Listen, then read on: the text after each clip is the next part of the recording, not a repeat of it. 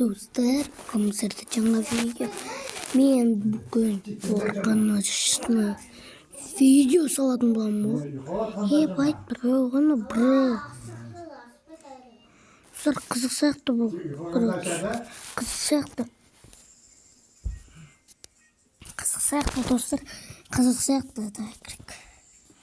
Bayt buni. Ayaklarında şok gitseniz var mı? Sana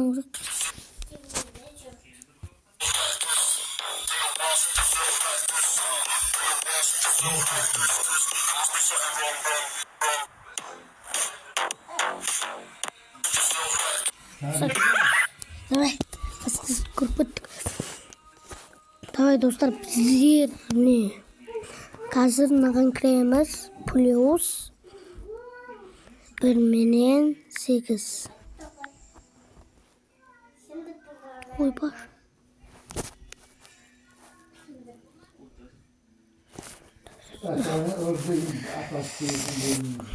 Давай.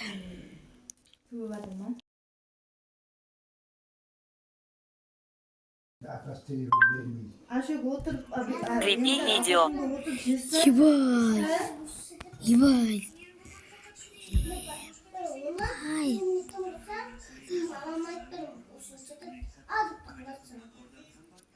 Gönderme dostlar. Ебай kanal. Creepy video var bay. Tamam. Biraz korkunçlu olacak. Dostlar creepy videolar ko'p mana. Ебай. Bak olup gitken. Dostlar olma creepy videolar ko'paygani. Dostlar creepy video. Dostlar men serialni ko'rdim. Assalomu alaykum do'stlar. Men Kinamanman va bu Opar Gangnam zombilari filmi. Bitta pichakni butun boshli shahar aholisi baqamiya zombiga.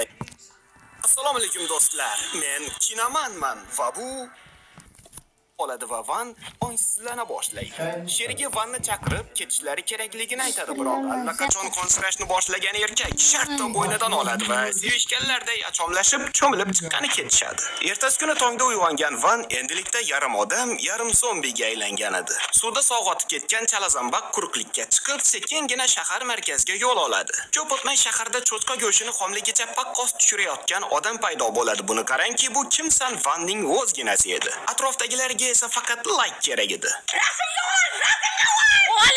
Odamlar ko'payishni boshlagach qo'rqib ketgan Van u yerdan qochib ketib ko'zdan g'oyib bo'ladi. Quyoshda toblanib turgan Vanni sal qolsa suv tashuvchisi bosib ketay deydi. Yukchining ortidan poylab borgan Van yuk tashuvchisi uni sezmay qolishiga harakat qiladi va imkon bo'lishi bilan bir sakrab bo'ynidan cho'lpillatib oladi. Odam qonidan tatib ko'rgan Van endi butunlaycha zombiga aylanadi. Ayni shu damdan boshlab qonli qatlon boshlanib ketadi va virus bino ichida yashin tezligida tarqala boshladi. Van tishlagan kimsa borki, baqamiyaga aylana boshladi. Arenda puli uchun kelgan bino egasi bu holatni ko'rib, qorovullarga buni to'xtatishni buyuradi. Biroq qonga tashna zombilar uchun ikkita qorovul nima bo'pti? Ular ham tezdagina tushlikka aylanishadi. Ado bo'lganligini tushungan ayol pastdagi qorovulga ratsiya orqali barcha eshiklarni qulflashni buyuradi. Qorovul eshiklarni qulflashi bilan uning ortida zombilar talpasi paydo bo'ladi va davramizga qo'shil yigitcha deganday uni ham tishlab, uni ham o'zlaridan biriga aylantirishadi. Bu vaqtda bino egasi va qolganlar baqamiyalardan qochishayotgan edi. Suratga olish xonasi yonidan o'tisharkan o'sha yerda yashirinishga qaror qilishadi. Bu shu ofis egasi Inji. Madam An ofisga kirishi bilan kuzatuv kamerasi Vanning sovuq turqini ko'rsatadi va dahshat bilan aynan shu turqinga ittepkur binodagi barchani tishlab virusni yuqtirganligini aytib beradi. Barcha bu holatda nima qilish kerakligini muhokama qilishayotgan vaqtda Inji bundan juda xursand bo'ladi. Bu ajoyib kadrlarni suratga olish uchun imkoniyat edi. Agar u barcha baqamiyalarni suratga ola olsa, bu haqiqiy sensatsiya bo'lardi. Inji barchani o'zi bilan olib ketadi. Biroq ular bilan ichkarida bo'lgan qorovul ham zararlanganligidan bexabar qolishadi. Guruh sekin-asta zinadan pastga tushib, zombilar bayram qilayotgan qavatga kelishadi. U yerda baqamiyalar yubiley qilishayotgandi. Buni ko'rgan odamlar pamperslarni to'ldirib yuborishadi. Inji telefonini olib suratga olishga tayyor bo'lib turganida kutilmaganda oldilarida zombi paydo bo'ladi.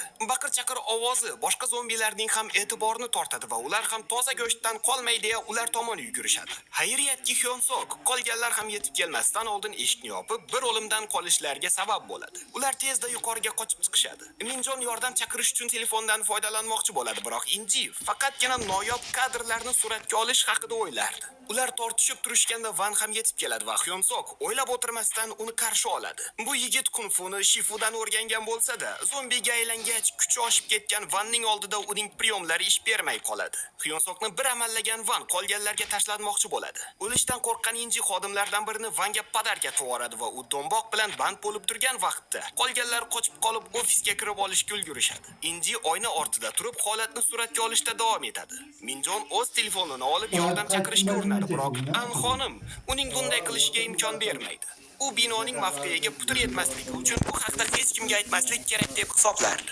To'qmiya o'zi bilan o'zi band bo'lib turganda yonadagilar ko'rganlaridan dahshatga tushishadi. O'zidan qahramon yasagan chalabiti yana zombi bilan kurashib ketadi. Boshida hammasi yaxshi ketayotgandi, biroq Bakamiya ham anchadan beri kung-fuga qatnab kelgan ekan. Hyunsok qorovul bilan ovora bo'lib turganida turk sovuq Van ham yetib keladi. Qo'rquvdan o'lay degan latta esa bu safar Minjonni qurbon qilmoqchi bo'ladi. Ammo o'z vaqtida harakat qilgan Hyunsok qizni qutqarib qoladi va zombining qanday tushlik qilishini ko'rib turishadi. Bino ko'p o'tmay zombi fabrikasiga aylanadi. Qatga tupurma Bakamiyaning ustiga tushardi. Hyunsok Minjonni yashirish uchun omborxonaga olib keladi.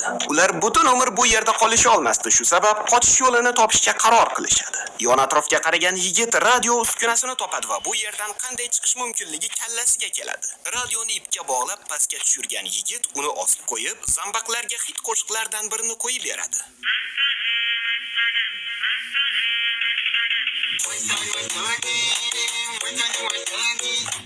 Buni eshitib, axir bu Chingizku degan zombilar esa kumirlarni yaxshiroq eshitish uchun radio tagiga yetib kelishadi. Buni eshitib, hatto o'lik zombi ham tirilib ketadi. Zombilar Chingizning ovozini o'chira olmay turishgan vaqtda Hyunsok qiz bilan ofis tomon yuguradi. Biroq endi keldik deyishganda yana o'sha turk sovuq Vanga duch kelishadi. Hyunsok yana kung-fudan dars o'ta boshlaydi. Minjon unga yordam bermoqchi bo'lganida uning ortida zombiga aylangan Inji paydo bo'ladi. U sekin qizga tegajonlik qilishni boshlaydi va shu onda qiz Hyunsok unga o'rgatgan priyomni eslab qoladi va shilqimlarga o'lim shiori ostida suyuqoyoq zombini dabdala qiladi. Inji bilan hisoblashib olgan qiz endi ustozi Hyunsokka yordam beradi. Bundan so'ng ofisga kirib olishadi, biroq endi yordam chaqirishmoqchi bo'lishganda telefonlarda aloqa yo'qligini ko'rishadi. Hatto damashnilar ham ishlamayotgan edi. Qutqaruv kuchlari kelmasligini tushungan Hyunsok buni o'zimiz uddalashimiz kerak degan qarorga keladi. Bino zaliga chiqqan juftlik chiqish yo'lini izlab birin-ketin Bakamiyalarni yer tishlatib qahramonlik ko'rsatishadi. Shuncha qonxo'rlar ikkita jipiriqqa tupurib ham zarar berisha olmaydi va ular holiroq joyga yetib kelishadi. Hyunsok oldiniga zinadan tushib, bino podvaliga kirib olishni reja qiladi, biroq u yerda ham zombi borligini ko'rishgach, yana ortlarga qaytishadi. Tashqariga chiqishlari bilan yana eski qadrdonlari ularni quvlashga tushadi. Minjonni himoya qilish uchun Hyunsok uni mashinaga qamab qo'yadi, o'zi esa zombilarni chalg'itishga kirishadi. Biroq qiz yashiringan mashina ham zombilar tomonidan o'rab olinadi. Urs-suruv vaqtida qiz tasodifan qo'shib qo'yaveradi va bu Bakamiyalarning e'tiborini o'ziga tortadi. Hyunsok esa sodiq fanatlarning tagidan chiqa olmayotgan edi va endi o'ldim deb turganida qo'lida o't o'chirgich bilan paydo bo'lgan Minjon hammasini yanasini ko'rsatadi. Qiz qahramonini zombilardan qutqardi. Bundan so'ng ikkovlashib yer osti parkovkasiga yetib kelishadi, ammo turk tarovatinga uray Van yana qayerdandir paydo bo'ladi. Bu tvar oldingidan ancha kuchliroq bo'lib qolganligi sabab Hyunsok va Minjonlar birlashib bor kuchlari bilan unga qarshilik qilishni boshlashadi. Oxir-oqibat qo'liga bitani olgan Hyunsok Vanning boshiga bir urib uni mazasini qochiradi va nihoyat uni o'ldirishadi. Juftlik endi yengil tortishgandi, hamki An xonim qatlardandir sudralib yetib keladi. Qizchasini qutqarishga harakat qilgan yigit tasodifan An xonimga tishlatib oladi. Qahrotiga mingan Minjon bita bilan uni ham urib asfala sofiniga jo'natadi. Tishlatib olgan Hyunsok vaqti oz qolganligini tushunadi va yuragidagi borini ochib sochadi. Sevishganlar so'nggi bor vidolashganlardan so'ng yigit qizga bu yerdan tezroq tuyog'ini shiqillatgani yaxshiligini aytadi va endi bir necha qadam tashlashganda hamki Hyunsokning ishtoniga osilib turgan protezlarni ko'rib qolishadi. Ma'lum bo'lishicha, An xonim Hyunsokni tishlash u yoqda tursin, hatto paypog'ini ham tesha olmagan ekan. Yigit bahonada qizga sevgi izhor qilib oldi. Oxir-oqibat juftlik binodan chiqib olishni uddalashadi. Tamom. Qo'rqinchgan do'stlar. Mendan ko'rdim.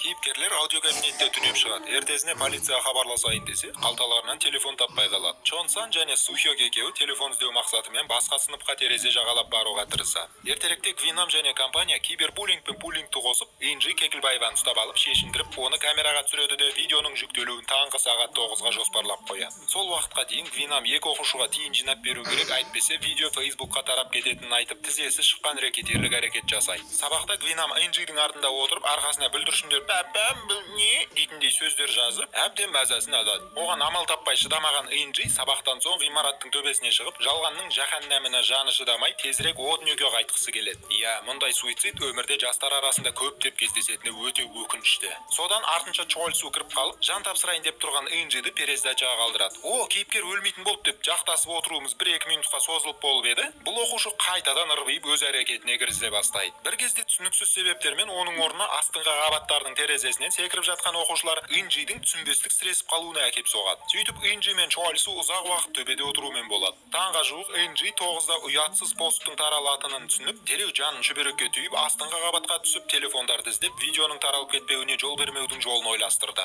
Ал Чольсу қорқып үстінде отыра беруді шешті. Жол жөнекей Инжи зомбиларға таланып, өзі ерекше түйсігі бар метист құбыжыққа айналады да, телефондар сақталған сыныпты тауып алып, соларды сындыра бастайды. Білмеймін, бірақ бұл әрекетінен ол видео жүктелмей қалады деп ойлады ма, әлде телефондарды Facebooktың бас серверімен шатастырды ма, жалпы кейіпкердің бұнысын түсіне алмадым. Чонсан мен Сухёк дәл сол сыныпқа кіріп, бүтін қалған телефонды алуға тырысады. Зомбилардың шабуыл кесірінен екеуі екі жаққа ажырап, бір-бірінен адасып қалады. Ал телефон Чонсанның қолында қалады. Чонсан дәлізбен қашып келе жатып, директордың кабинетіне тап болады. Сөйтіп ол Гвинамның директорды өлтіріп, қаншер қылмыскерлік дәрежеге жеткен көрінісіне куәгер болып, видеоға дәлел әрі естелік ретінде түсіріп, Гвинамды құттықтайды. Пышақ ұстаған самурай сұмырайлық танытып, дәлізде Чонсанды қуалап жүріп, қыз жібектегі Бекежан сияқты арқасына қару қадайды да, Чонсанды өлтіріп, телефонды тартып алады деп ойлап қалатындай серия ұялмай осы жерден бітіп қалады. Бірақ келесі серияда пышақ қырымен тигені анықталып, Чонсан да жан тапсыра алмай перездачаға қалады. Содан кітапханада фильмнің ең керемет тығыл қаш, мін, секір, сен құлат, мен құлатам сөйтте кітапқа көміл дейтін экшн сценаларын тамашалаймыз. Нәтижесінде Гвинам енді сол көзімен ештеңе көре алмайтын болып шығады. Сөйтіп Чонсан сыртпен байланысқа шығады. Бірақ мына пысықтар бүкіл байланысты өшіріп тастағандықтан ол ешкіммен хабарласа алмай, айқайы алқымнан алып ауыздан атып шығады. Басқа жақта жасыл бантик, яғни Вончоның құтқарушы болып қызмет істейтін әкесін көрсетеді.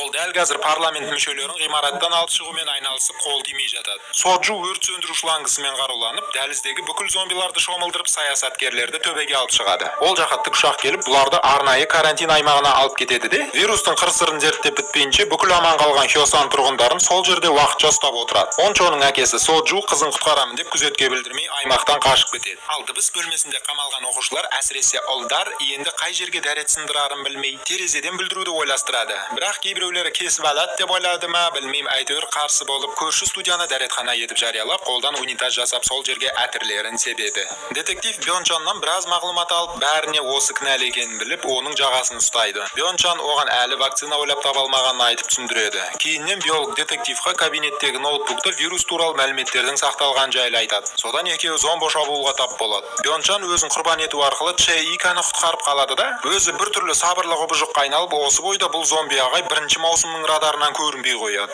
Әлгі телефондарды сындырып жатқан Инжиді тістелген соң ерекше зомбиға айналып, қатты қарны ашқандықтан ол кезінде бұның зорлық зомбылық құрбаны болып жүргенін біле тұра, шара қолданбаған мұғалімді тауып алып, оған зорлық зомбилық жасап, қазы қартасынан ауыз тиеді. Ертеректе бәрі басталмай тұрып, бір оқушы мед бөлімшеге барады. Бірақ алғашқы науқастың кесірінен бұл қыз шетте қалып кетеді. Кейініректе бұл оқушының жүкті екені анықталып, бір дәретханаға барып сәбиді дүниеге әкеледі де, байқаусызда өзін зомбиға тістетіп алып, баласын кафеге әкеп, орындыққа жатқызып, шақалаққа зиян тигізбес үшін өзін сау кезінде есікке байлап тастайды. Мектепте Чонсанның не өлі, не тірі екенін білу үшін кейіпкерлер дронның көмегі арқылы ғимараттың төңіректері мен сыныптардың ішін іздеп, Чонсанның қай жерде жүргенін байқап, бүкіл мектепке жария етуші аудио құрылғылармен "Сен отыр, біз барамыз" жоспарын айтып, Чонсанның құлағын хабардар етіп қояды. Оны естіген Гвинам да шетте қалмайды. Оқушылар жариялағышқа әуенмен хорды қосып, зомбилардың назарын акустиктерге еліктіріп, өздері тып-тыныш Чонсан отырған сыныпқа бара жатқанда Намраны Гвинам тістеп алады. Ал ертеректе Гвинамды зомбилар тістегенде бұл сорлы да жартылай құбыжыққа айналып, бойында аса күштілік пен жылдам регенерациясы бар, аш болса адам жейтін супер зомбиға айналған етін. Сол себепті ол Намраны тістегенде ол да аталған қасиеттері бар құбыжықтардың түріне ие болады. Бірақ бұл өзінің ұстамдығы және сабырлығымен ерекшеленеді. Содан бұлар тағы бір жоспар құрып, шұбырған зомбиді бір жерге үйу арқылы кейіпкерлер мектептің үстіне қарай жылжиды. Баспалдақпен көтеріліп келе жатқанда алдарынан қайтадан Гвинам шығып, кейіпкерлерге кедергі келтіреді. Бір кезде тура өзіндей құбыжық Намра Гвинамның алқымынан көтеріп, құрар деп қоразды әрмен қарай лақтырып жібереді. Сол уақытта кезінде бәріміздің мектеп өртеніп кетсін деп тілейтін балалық арманымызды ый-жый жүзеге асырып сыныпты өртейді. Сонда өртті сезген дабыл жүйесінің орындалуынан есік автоматты түрде ашылып кейіпкерлер төбеге шығады. Алайда Чольсуды құтқарып ұшып кеткен тікұшақ бұларды байқамай, Казвойстың видеосы ұзақ болсын деп сериалды тағы 3-4 сағатқа созады. Уақыт өте келе кейіпкерлер тозақтан құтылу амалын ойлап неше түрлі іс-әрекеттер жасайды. Түнде Гвинам дымын шығармай оқушылармен компания құрғысы келіп, бәрімен спарринг жасап төбелеседі. Бірақ құлаудан жалықпайтын Гвинамды Намра алады да бұл жолы сальто айналып құлауды үйретеді. Сол сәтте Найон іште тығылып отырып, жасаған арамдықтарына өкініп, тәубеге келіп, басқа оқушылармен бөлісу ойымен қолына нан мен сусындарын алып, бөлмеден шығып бара жатқанда, құбыжықтардың атаманы келіп, Найонға наез жасайды. Детектив жол-жөнекей біраз жақсылықтар жасайды. Жас курсантты құтқарады. Кафеге келіп шақалақты құшағына біргейді. Шешесі зомбиға айналған кішкентай қыздың көз жасын сүртіп қашып бара жатыр. Оқушыдан ажырап кеткен садақшыны жеп, Чонсанның қайда жүргенін біліп алып, артынша бұның да дәмін татып көреді. Ал негізгі кейіпкерлер әлгі садақшы топпен кездесіп, барлығы спорт залға барады. Найзағайдың жарығы ол жердің өте қауіпті екенін білдіріп жарқырайды да, қоймада ешкім жоқ, сол жаққа тығылыңдар деп күркірейді. Оқушылар ішінде отырып торланған сөрелерден қалқан құрастырып, кейбір достарынан айырылып сыртқы есікке жақындайды. Ончо құлыпталып тұрған есікті аша алмай ұрып жатқан кезде, ар жағынан оның әкесі ашып, барлығын алып кетеді. Бірақ ол да өзін құрбан қылып, оқушылардың амандығын ойлап, Казвойстың форматына сай келмейтін әрекеттерін көрсетіп, аянышты сәтімен бөліседі. Кейіпкерлерге енді соғылып бітпеген ғимаратта құрылысшы зомбилар шабуылдай бастайды. Оқушылар олардан қашып құтылып, құрылыс жұмыстары өтетін қазақшасы жоқ нәрсенің үстіне шығып алып отырады. Сол уақытта әскерлер ноутбукты көріп, Бёнчан қандай вакцина ойлап тапса да, барлығы нәтижесіз аяқталғанына көз жеткен басшы, ұсталған зомбидің кейбір дыбыс жиіліктеріне сезімтал екенін байқап, бір айла ойлап табады. Ол былай деген тиісті ультра дыбысты дронға іліп, барлық ғимаратта көрінбей жүрген зомбиларды еліктіріп, ашық аулаға жинап, үстінен ракетамен жарып тастау. Бұл нысаналардың ішінде Хёсан мектебі де бар. Ол кейіпкерлер отырған құрылысқа жақын орналасқан. Намраның вирус сыйлаған дыңжылығы қозып, небір өсектерді естіп, құлағы шыңылдайды. Сөйтсе бұл өсек емес, ликвидация жайында хабарлау екенін түсінген Намра, бұл жерден тезірек қашу керек екенін айтып, достарына ескертеді. Бірақ бұлар төмен түсейін десе қанаты жоқ, ішімен түсейін десе зомби көп. Не істейді?